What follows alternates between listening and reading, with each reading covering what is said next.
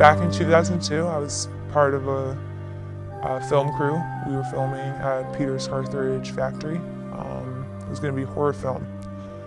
You know, as soon as we all got in there and started filming and setting up, people started saying things, but you know, we thought they were lying or making up things because everyone knew the factory was haunted. But there was one night where I had left something. Everyone was leaving, so I went back into the factory. No one was there. I started hearing footsteps, kind of, you know, put it in the back of my head. Some kid is probably breaking in, trying to look at the horror movie being filmed. But you know, I kept hearing it. I went into one room to grab whatever I had left. Started hearing voices. And that's definitely the point that I sprinted out of the factory, quit the film crew, and I've never looked back. I live in the town of Kings Mills, which is the town surrounding the powder factory.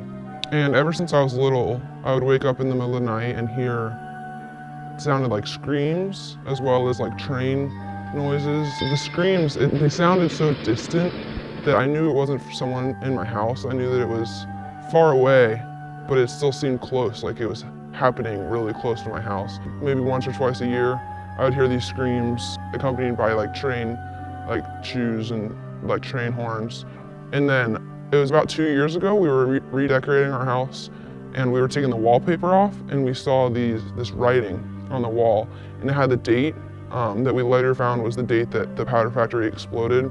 There were cracks all up and down the walls, and written was, it said like, "Too afraid to leave the house, all we hear is just screams and explosions. I haven't heard the train all day."